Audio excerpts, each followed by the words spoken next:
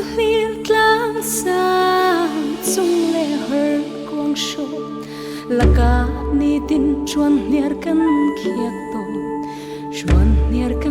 khia to lấy bèo uống trôi chung lai rê lê kan biak ding khua nuo van ni za kan kilo sang bi ram iang leng kan ngai ram mau ta ti ton na kan ram kan nau ta lo chung lumang boy ni ro sung chia ai chang chung lai re le kan biak jing khua no van ni za kan kilo sang bi ram iang leng kan ngai lai khodo in thang lo thong tha sung kan nau lo nak van kili tianga thang lo thong tha sung chung lai re le kan biak jing khua no van ni za kan kilo sang bi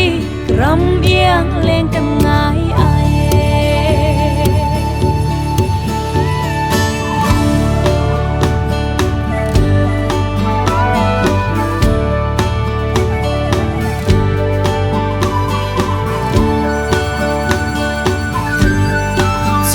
thian rem hlei kan lai ram do a hin boy pasun parna khini bang sang chin se kan fing tlang hor kuang thuk le ne ron ki pa do tu boy pa na mui hi chuang chang se lo hoi chim lo ine par cha bang par chang se arim hui ni e volei pi chu di se arim tlak le futlak in ram kan choi sao chen lo in kan pi lo kan ser siam sha moi pa ni phun vial te nun nak tin nong pe tua kan ma lai mi phun mang in mi phun vial te sina na cheu na kitzer lian ni bang kan se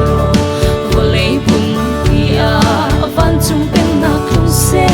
kan tung chung van zai om van selen thar van ngai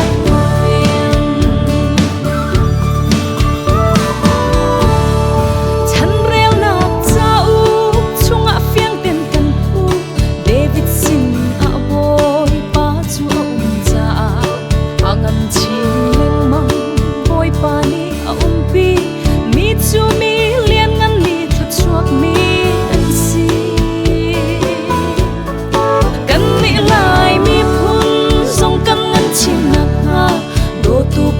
thiên ni pi mi si kan he kan lung din chum in boy pa mai ko lu si David bang kan pi se ngan chin chen lo in kan pi lo kan ser siam sha boy pa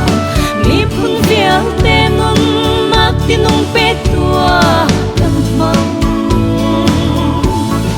lai mi phun in mi phun vial te sina la cheu na kitzer lian ni bang tlang se lo volei bum ni a van chung pen na klung se kan tum chung van zai om van